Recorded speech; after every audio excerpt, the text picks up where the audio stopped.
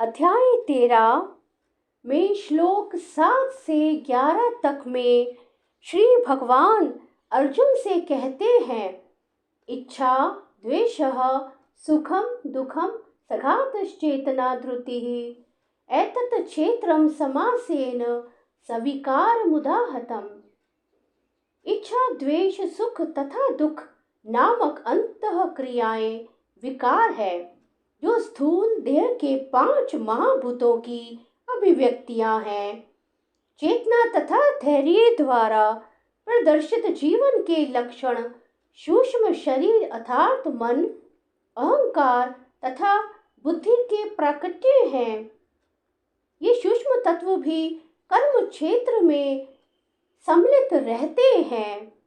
विनम्रता, दंभहीनता, अहिंसा, सहिष्णुता, सरलता, प्रामाणिक गुरु के पास जाना, पवित्रता, स्थिरता, आत्मसंयम, इंद्रिय तृप्ति के विषयों का परित्याग, अहंकार का अभाव, जन्म मृत्यु, वृद्धावस्था तथा रोग के दोषों की अनुभूति, वैराग्य, संतान, स्त्री, घर तथा अन्य वस्तुओं की ममता से मुक्ति, अच्छी तथा बुरी घटनाओं के प्रति समभाव, मेरे प्रति निरंतर अनन्य भक्ति, एकांत स्थान में रहने की इच्छा, जन समूह से विलगाव, आत्म साक्षात्कार की महत्ता को स्वीकारना तथा परम सत्य की दार्शनिक खोज, इन सबको मैं ज्ञान घोषित करता हूँ और इनके अतिरिक्त जो भी है वह सब अज्ञान है। श्री रामचरितमानस में श्री राम जी लक्ष्मण जी से कहते हैं, एक अविद्या दुष्ट दोष युक्त है और अत्यंत दुख रूप है, जिसके वश होकर जीव संसार रूपी कुएं में पड़ा हुआ है, और एक विद्या जिसके वश में गुण है और जो जगत की रचना करती है, वह प्रभु से ही प्रेरित होती है। उसके अपना बल कुछ भी नहीं है। ज्ञान वह है जहाँ जिसमें मान आदि एक भी दोष नहीं है, जो सब में समान रूप से ब्रह्म को देखता है।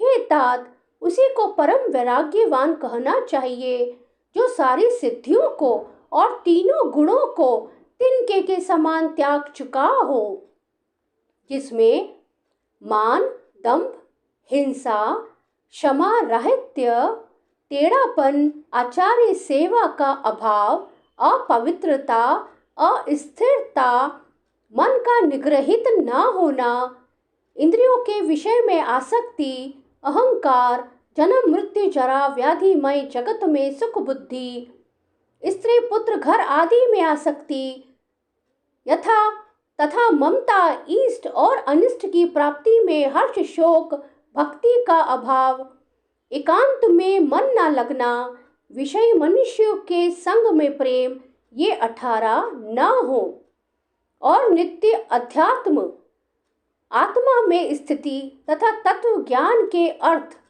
तत्व ज्ञान के द्वारा जानने योग्य परमात्मा का नित्य दर्शन हो, वही ज्ञान कहलाता है।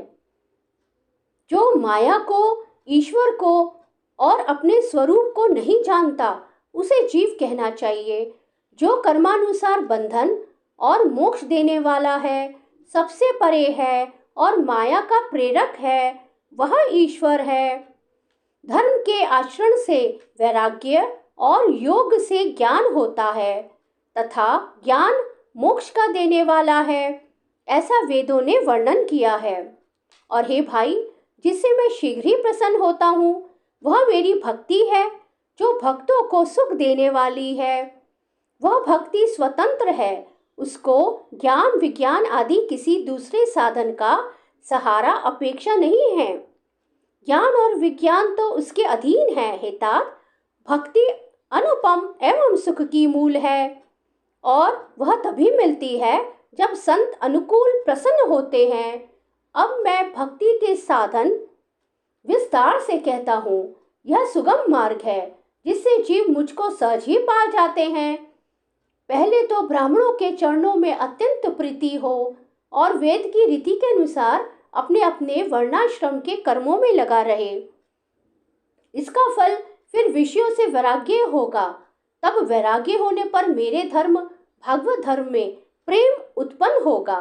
तब श्रवण आदि 9 प्रकार की भक्तियां दृढ़ होंगी और मन में मेरी लीलाओं के प्रति अत्यंत प्रेम होगा। जिसका संतों के चरण कमलों में अत्यंत प्रेम हो, मन वचन और कर्म से भजन का दृढ़ नियम हो, और जो मुझको ही गुरु पिता माता भाई पति और देवता सब कुछ जाने और सेवा में दृढ़ हो। मेरा गुण गाते समय जिसका शरीर पुलकित हो जाए, वाणी गदगद हो जाए और नेत्रों से प्रेमाश्रुओं का जल बहने लगे, और काम मद और दंभ आदि जिसमें ना हो, हे भाई मैं सदा उसके वश में रहता हूँ। जिनको कर्म वचन और मन से मेरी ही गति है और जो निष्काम भाव से मेरा भजन करते हैं, उनके हृदय कमल में मैं सदा